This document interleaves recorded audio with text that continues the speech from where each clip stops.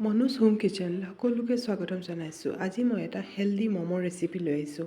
তাৰ বাবে মই বিলাহী লৈছোঁ, চাটনিৰ কাৰণে মই ৰেডি কৰিছোঁ। বিলাহী লৈছোঁ আৰু শুকান জলকীয়াকেইটা মই এই ধৰণে তিয়াই থৈ দিছিলোঁ বা বইলো কৰি ল'ব পাৰে। আৰু ইয়াত মই নহৰু অলপ বেছিকৈ দিছোঁ, দি পেলাই এইখিনি মই গ্ৰাইণ্ড কৰি ল'লোঁ। এতিয়া মই পেন এখন পাতি পেলাই অলপ মই ৰিফাইন অইল দিছোঁ। মই ৰিফাইন অইলে ব্যৱহাৰ কৰিছোঁ। আৰু ইয়াত যিখিনি মই পেষ্ট বনাইছিলোঁ এইখিনি মই পেষ্ট দি দিছোঁ। আৰু এই চাটনিটো আৰু বহুত ধৰণে বনাব পাৰি। মই একেবাৰে ইজি হেৰিত বনাইছোঁ। ইয়াত মই নিমখ দিছোঁ আৰু অলপ ভিনেগাৰ দিছোঁ। টেঙা ভাৱটো আহিবলৈ অলপ ভিনেগাৰ দিছোঁ। আৰু তেতিয়া চাটনিটো খুব ভাল হয় খাবলৈ। আৰু মই এইখিনি এই ধৰণে গ্ৰেট কৰি বনাইছোঁ আৰু পিচি পেলাই। আৰু আপোনালোকে এটা হেৰি কৰিব, যদি এই ধৰণে পিচি পেলাই অলপ চালনি দি চাকি ল'বও পাৰে। মই আৰু চাকা নাই, মই এই ধৰণে বনাইছোঁ। আৰু অলপ মই ইয়াত চেনি দি দিছোঁ। চেনি দিলে তাৰ কালাৰটো খুব ভাল আহে। মই এই ধৰণে চেনিটো দি দিছোঁ। দি পেলাই এইখিনি অলপ শুকাই গ'ল, তেতিয়া মই নমাই দিছোঁ। আৰু এতিয়া মই কি কৰিছোঁ, বন্ধাকবি অলপ কাটি লৈছোঁ ষ্টাফিঙৰ কাৰণে। মই যিহেতু ম'ম' বনাইছোঁ, মই ষ্টাফিঙৰ কাৰণে বন্ধাকবি লৈছোঁ আৰু গাজৰ লৈছোঁ। গাজৰ বন্ধাকবিখিনি মই ভালকৈ এই ধৰণে কাটি লৈছোঁ। কাটি পেলাই ইয়াত অলপ নিমখ দি পেলাই থৈ দিম। তেতিয়া কি হ'ব, ইয়াৰ পানীখিনি তেতিয়া, কাৰণ মই এইখিনি আৰু এক্সট্ৰাকৈ নাভাজোঁ, মই এই ধৰণেই বনাম। এইখিনি মই নিমখ দি পেলাই 10-15 মিনিটমান মই ঢাকি পেলাই এইখিনি থৈ দিম। তেতিয়া ইয়াৰ পানীখিনি পূৰা ওলাই যাব। আৰু ইয়াত মই এটা বিট কাটি পেলাই সৰুকৈ টুকুৰা কৰি পেলাই লৈ লৈছোঁ। আৰু বিটখিনি মই গ্ৰেট কৰি লৈছোঁ।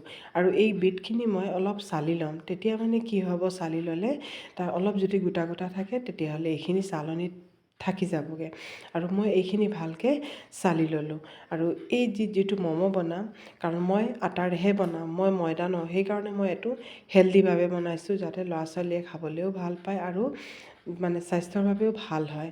আৰু এনেইতো বিটবোৰ নাখায় ল'ৰা ছোৱালীয়ে, মই সেইকাৰণে বিটটো এই ধৰণে ম'ম' বনাই পেলাই হেৰি কৰিছোঁ। মই 2 কাপ মই আটা লৈছোঁ, লৈ পেলাই অলপ নিমখ দিছোঁ, দি পেলাই এইখিনি মই এতিয়া যিখিনি মই বিটৰ ৰস আছিলে এইখিনি দি মই আটাখিনি মঠি ল'ম। আৰু এয়া চাওক, মই আটাখিনি ভালকৈ মঠি লৈছোঁ। আৰু এইখিনি অলপ টানকৈ মঠিছোঁ, তেতিয়া ভাল হয়। আৰু বেছি কোমল হৈ গ'লে তেতিয়া ম'ম'টো বনাবলৈ অলপ অসুবিধা হয়। মই এতিয়া ইয়াৰ কাৰণে মই ষ্টাফিঙত দিম, মই পিঁয়াজ লৈছোঁ, কেঁচা জলকীয়া লৈছোঁ আৰু আদা লৈছোঁ আৰু নহৰু লৈছোঁ। লৈ পেলাই মই এইখিনি ভালকৈ গ্ৰেট কৰি ল'ম।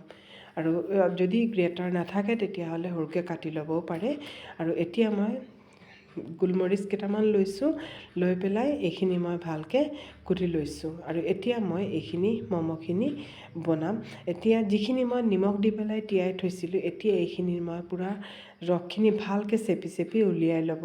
তেতিয়া কি হ'ব, নহ'লে ম'ম' যেতিয়া আমি ষ্টাফ কৰিম তেতিয়া কি হ'ব, ঢিলা হৈ যাব। আৰু এতিয়া এইখিনি মই এই ধৰণে গোটেইখিনি ৰসখিনি হেৰি কৰি ল'লোঁ। এতিয়া এইখিনি মই অলপ ভাঙি পেলাই তাৰপিছত মই কি কৰিম, যিখিনি মই পিঁয়াজ, নহৰু, আদা, জলকীয়া যিখিনি মই গ্ৰেট কৰি থৈছিলোঁ এইখিনি মই ইয়াত মিলাই দিম। এয়া চাওক, এইখিনি মই ইয়াত মিলাই দিছোঁ। আৰু এতিয়া এইখিনি মই ভালকৈ মিক্স কৰি ল'ম।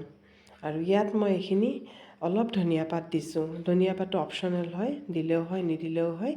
ধনিয়া পাত দিছোঁ আৰু মই জালুক গুড়িখিনি দিছোঁ। আৰু ইয়াত অলপ নিমখ দিছোঁ, কাৰণ নিমখ আগত অলপ দিয়াই আছে, সেইকাৰণে মই অলপকৈ নিমখ দিছোঁ। দি পেলাই এইখিনি মই খুব ভালকৈ মিক্স কৰি ল'ম।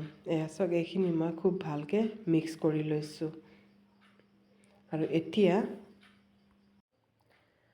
এইখিনি মই আকৌ ভালকৈ মঠি ল'ম।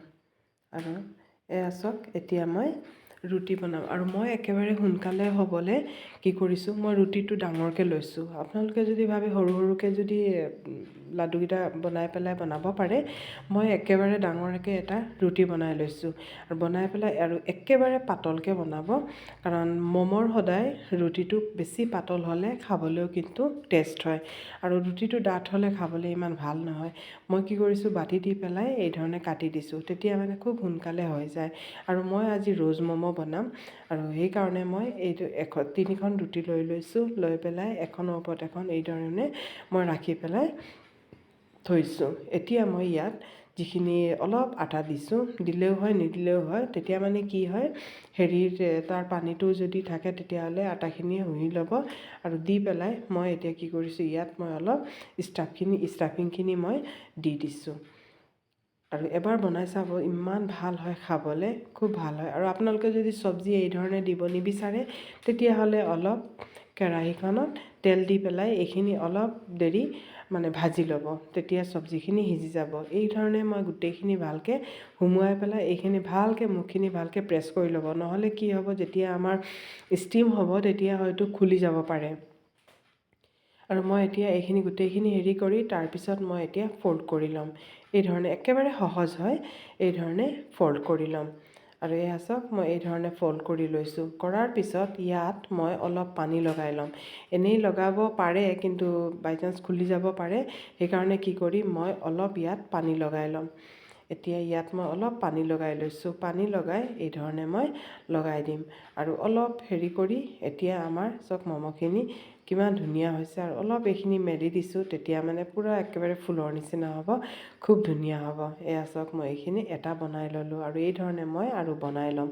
আৰু এতিয়া এইখিনি বনাই ল'লোঁ, লৈ পেলাই এই ষ্টিমাৰখনত, ইয়াত মই আগত তেল লগাই থৈছিলোঁ, এতিয়া ষ্টিমাৰখনত তেল দি পেলাই এইখিনি দি দিছোঁ। এতিয়া মই এইখিনি ষ্টিম হ'বলৈ দিম। দেখিছে নহয় কিমান ধুনীয়া হৈছে, কিমান ভাল লাগিছে দেখিবলৈ।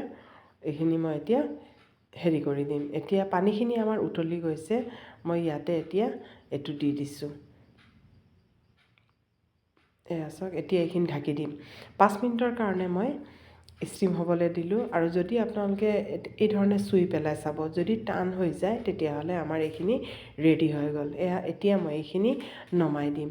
আৰু ঠাণ্ডা হোৱাৰ পিছত তাৰপিছত মই উঠাইছোঁ। চাওকচোন কিমান ধুনীয়া হৈছে নহয়, আৰু হেল্ডি হয়। এনেইতো ম'ম' জাংক ফুড বুলি কয়, কিন্তু মই যিটো বনাইছোঁ ইয়াত কোনো বেলেগ একো বস্তু নাই, চব নেচাৰেলে হয়। আৰু আটা দি বনাইছোঁ আৰু একেবাৰে হেল্ডিভাৱে বনোৱা। আপোনালোকে বনাই পেলাই ল'ৰা ছোৱালীক এই ধৰণে খুৱাব পাৰে। চাওকচোন কিমান ধুনীয়া হৈছে।